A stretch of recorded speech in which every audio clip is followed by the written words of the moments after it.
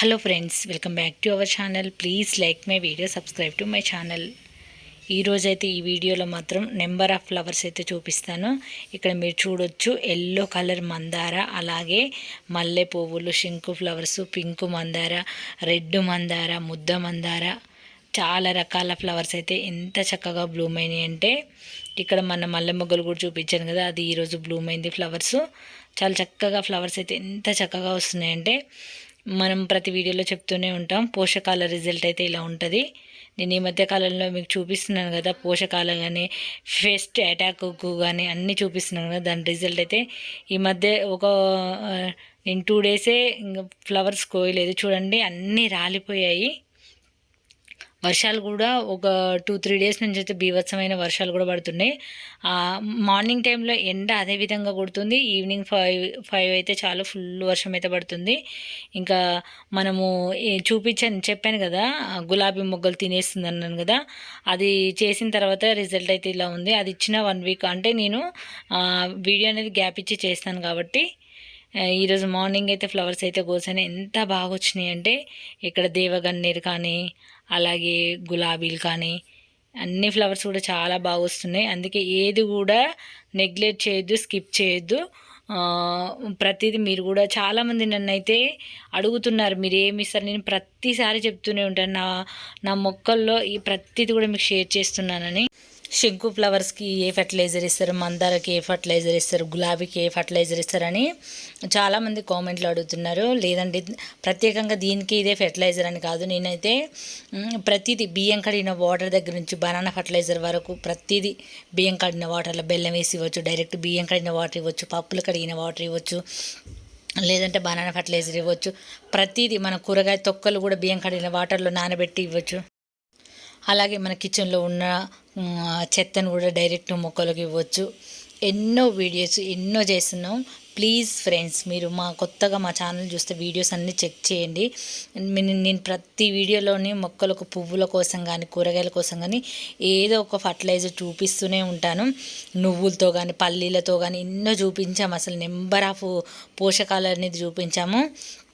మీరు అవే videos check చేయకుండా అదే మళ్ళీ అడుగుతూ ఉంటున్నారు. నేను ఆ వీడియోలో పోషకాలు చూపించినా కూడా అదే అడుగుతున్నారు. కాబట్టి ఫుల్ వీడియో చూసి క్లారిటీగా చూడండి, మీకు అర్థమవుతుంది. మన రిజల్ట్ అయితే ఇక్కడ చూడొచ్చు. మందారాలు అయితే 4 ఫ్లవర్స్ వచ్చాయి. ఈ పింకు, ఇవి ఆరెంజ్ మందారాలు ఎంత చక్కగా బ్లూమ్ అవుతున్నాయి అంటే, ఏదైనా సరే ఇచ్చే పోషకాలను బట్టే ఉంటుంది.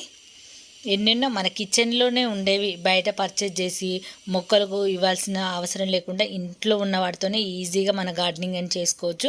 అందుకే ప్రతిదీ కూడా మీకు సింపుల్గా ఈజీగా ఉండేవే నేను షేర్ చేస్తూ ఉంటాను. మీరు అంతగా చేసుకోలేకపోతే బియ్యం కడిగిన వాటర్ని 2-3 డేస్ కడిగిన వాటర్ని స్టోర్ చేసి ఒక బెల్లం ముక్క వేసి కూడా ఇవ్వచ్చు. గుత్తులుగా ఫ్లవర్స్ వస్తూ ఉంటాయి, అంత చక్కగా వస్తాయి. అసలు లాస్ట్ ఇయర్ అయితే ఈ మందార అసలు పూసేదే కాదు. ఈ మధ్యకాలంలో దీనికి బాగా కేర్ తీసుకున్నాను, చాలా వస్తున్నాయి. శంకు ఫ్లవర్స్ ముందు చూపిస్తుంది ఒక రోజు, ఇది ఒక రోజు, అంటే రోజు ఎన్ని బ్లూమ్ అవుతున్నాయి అనేది నేను రోజు వెళ్ళినప్పుడల్లా ఒక క్లిప్ తీసుకుంటాను. అదే నేను మీకు ఇక్కడ కూడా షేర్ చేస్తున్నాను. రోజుకి నిన్ని అంటే శంకు ఫ్లవర్స్ ఒక 2-3 డేస్ ఎక్కువ పూస్తాయి, మధ్యలో గ్యాప్ ఇస్తుంది, మళ్ళీ ఎక్కువ పూస్తాయి, అలా వస్తాయి.